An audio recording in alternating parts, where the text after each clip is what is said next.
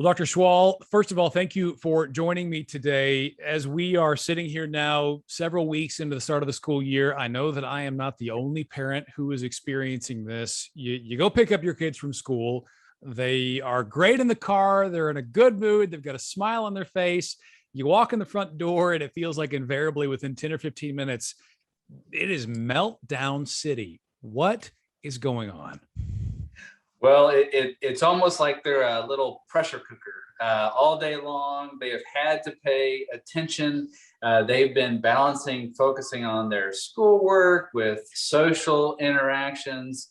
And so maybe that drive home, they're still kind of processing. And then you're right, they get home, they're tired, they're hungry. Perhaps if they have homework, they're already thinking about their next responsibility. And so that pressure that has been built up throughout the day, they're letting out steam, and it really is key in how we respond, because we might be the same way. Well, let's talk about it because, and I've heard about this before. I know that this is something a lot of parents experience. A lot of folks in your position, of course, have some expertise and some insight into. But one, you've got a new situation. They're coming off of summertime where they've been able to do their own thing. They get to school and they're on their best behavior, hopefully, for 8 hours or so, and that has to take its toll on kids. It does. So there's a lot of external stimuli during the school day, a lot of moving around, just even the noise in the cafeteria. And kids are really sensitive to that stimulation that comes from the outside. Certainly, as a part of child development, kids' brains are growing and they're developing, and often development, we think of it as a cycle from externalizing behaviors to internalizing behaviors. Kids might be rambunctious, excited, or easily frustrated. There's other times where kids are internalizing and they're processing what's happening. So any given day, you're dealing with your child's development. Again, they're integrating all of the different stimuli throughout the day. Learning takes energy. So even just in one afternoon, you're seeing all of that come together. Much less you add to that other stressors, like COVID certainly is an added stressor this year when there are students in schools who do get COVID. So there's a lot happening, and our focus, though, I really think can be helping them to depressurize. Well, it is gratifying to hear that I'm not alone in this. I think it's easy when you're a parent to think, "Gosh, what am I doing wrong? What's going on here?" It really is just a typical ebb and flow that For sure. especially for younger kids, they're having to learn to manage. Definitely, most definitely. And the key is how we can help them learn how to debrief from the day. And so, we ask our kids, "How was your day?" Don't be frustrated if you hear just fine. Let your kids come to you in many ways. So don't be focused on an interrogation, because kids may back off from that. Instead, give them some space. Ask specific questions. So you had that test today, tell me, how do you feel about it?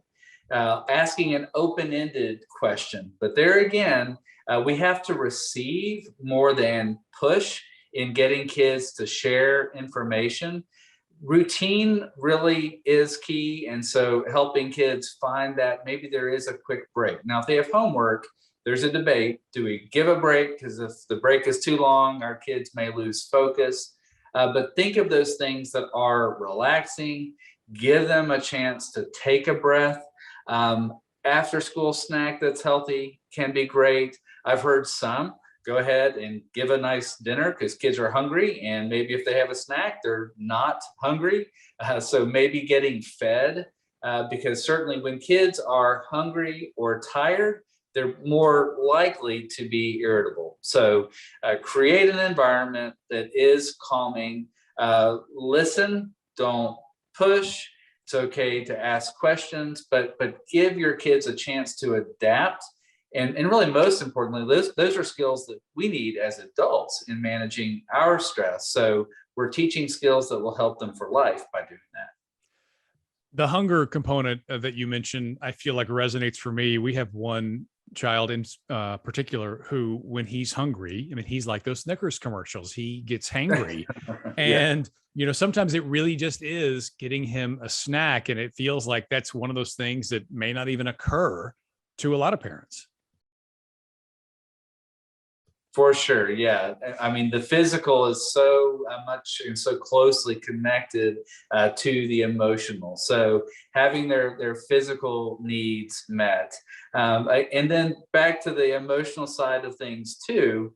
Uh, After school time is not the time to point out issues or concerns. When we have an issue to address, it needs to be when our kids are rested and they're fed, so that we can fully talk about what the concern is.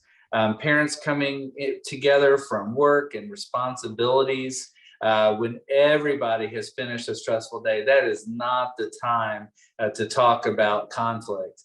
If your child has a particular difficult time adjusting, think about what that is. Think about why. Think about and brainstorm for your child, because no solution is a fit for everybody. So think about your child. What helps them to relax, to calm down? What is the best way to shift into any other responsibilities? As you said about your child, if our child is more likely to be hangry, then making sure we prevent our child from getting to that point. I think what you brought up a second ago is a good reminder. I know a lot of times for parents, the tendency is when you see a moment of conflict, it's an opportunity, maybe you think, to look at discipline. And this issue specifically, after a day of school, emotions have been on the roller coaster. Mom and dad are probably, riding their own roller coaster as well. Sometimes it's not necessarily about that. No, and that is where routine does come into play, because certainly after school, especially as kids get older, there are responsibilities they have, and we need to make those expectations for their accomplishing or taking care of what they need to take care of very, very clear. Routine always does help, because then the routine becomes the discipline rather than our voices. So if we have a routine that there's a break for a certain amount of time and then homework, that's the enforcer. It's not us that is saying it. That's what we do. That is our routine. So certainly we need our kids to be respectful. We do expect that. We never allow them to speak disrespectfully to us, but we do create that sense by having, again, clear expectations for what they are supposed to do at the end of each day. If they do speak disrespectfully, we need to call that out and say, I am not for speaking to that way. I know you may be tired, but you got to do something about it to kind of depressurize so that you can be respectful. Really important to be consistent with how we talk to each other and having high expectations for how we talk with each other. So while we don't need to bring up some issue right when they get home, we do want to expect positive behavior. Best way to do that is to focus more on what we want than on what we don't want. Communicate that and show them that when they do that, things go well. If they put off homework, things are going to be stressful and they're going to lose time in other activities. As our kids get older, we do want them to have more responsibility for themselves, and that does lead to more consequences if they don't fulfill their responsibilities. Don't want to bring up conflicts right when our kids get home.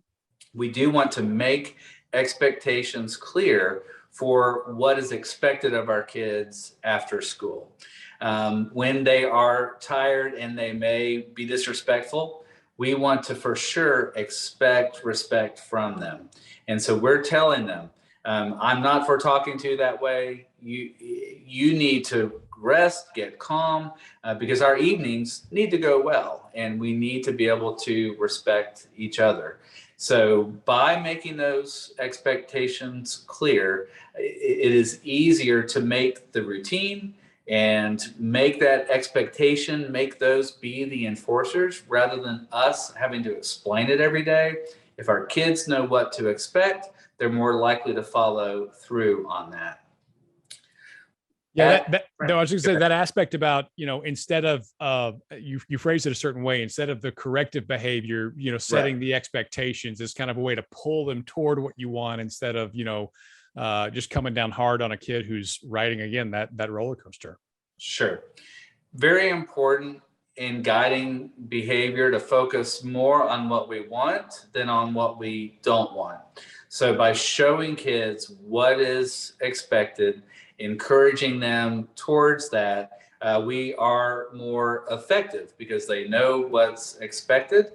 They know the consequences if they don't follow by that. And we can show them what we want by building a routine around it. And as our kids get older, they have more responsibility for themselves, and therefore they can see the benefit to being responsible and respectful. And if they're not, then that means that they may not be able to do other activities that they're wanting to do. Well, some great advice, and I think helpful reminder, parents, when we're dealing with some of these situations, that we're not alone, and that a lot of times it's just helping our kids navigate the day and maybe helping us in the process as well. For sure. Yeah. Well, Dr. Swall, as always, thank you again for your time and expertise today. I really appreciate it.